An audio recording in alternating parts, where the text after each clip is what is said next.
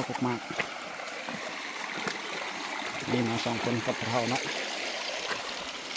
เราขึ้นมาคนเดียวเสร็จแล้วเราขึ้นหลายไปสาวโตคนนี้5 บาทก็เห็นไป2 ตัวมัน6 แห้งไปมันขึ้นกกเรามันบ่เห็นมันมีขนาดนั้นคนลองดูลองดูมันนี่เลาะห่วยขึ้น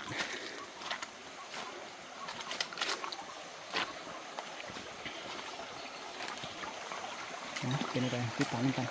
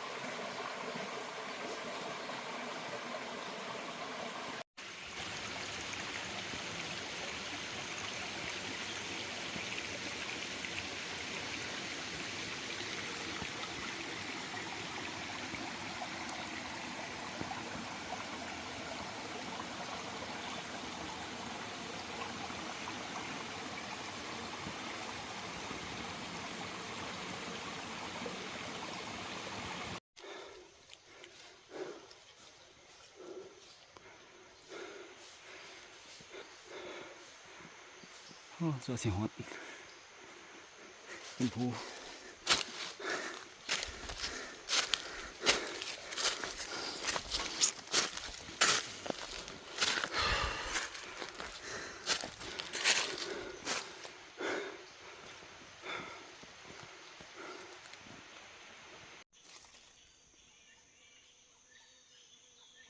หดคนน้อง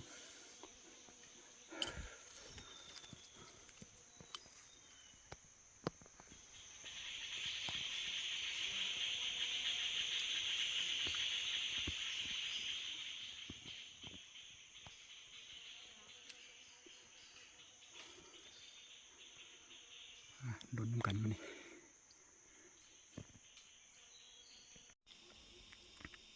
พาทุกคนหอกเขาเป็นสาวหอกแดงสโคปแกมเอาไปเอาเลยบริใส่หอกแดงหอกว้าวยิงตกแต่5-6 ตัวพาด3-4 บาทมันบ่เห็นมันบังอย่างเรื่องควบมันก็ลายพาเสียดายเลยมีสโคปแกมกับบรันทายมันไหวหมดพามีแต่หอกแดงทุกคนมือหอกลายเพราะว่าปืนวันนี้ปืนคือว่าพักมาได้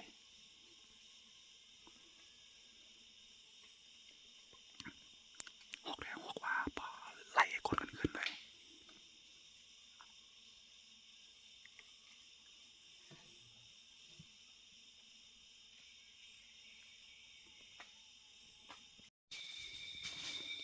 นี่เนาะผลงานมานี่ยิงตก6-7 ตัวแต่ซอกเห็นแต่5 ตัวอันซอกบ่เห็นเมื่อป้าพาด4-5 บาทพาดหอกขึ้นเป็นสาวแต่สะอ่อนมันทางนั่งทวิตมันบังเนาะมันเราบ่เห็นเราพอเท่าเขายิงอยู่ลุมปืนสาวบุทึกเขายิงหอกแดงตัวเดียวฮอต2 แม็กปืนเราบุทึกค่ำแล้วคนห้องมานั่งลุมจังหวะใดซ้ำนี่พอไปตาสะอ่อนหอกเขาเป็นสาวไล่ก้นกันขึ้นเลย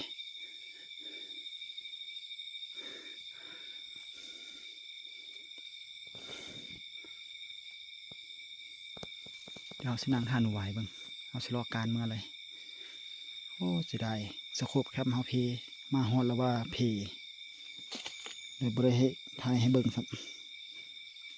เอาไว้โอกาสหน้าเนาะมื้อหน้าเฮาสิมาอีก2-3 มื้อตาสะอ่อนฮอก และผลงานมันนี่เดี๋ยวรอการเมื่อเขาเห็นแล้วจะได้ถ่ายให้เบิ่งคันบ่เห็นแล้วก็จบคลิปทั้งนี้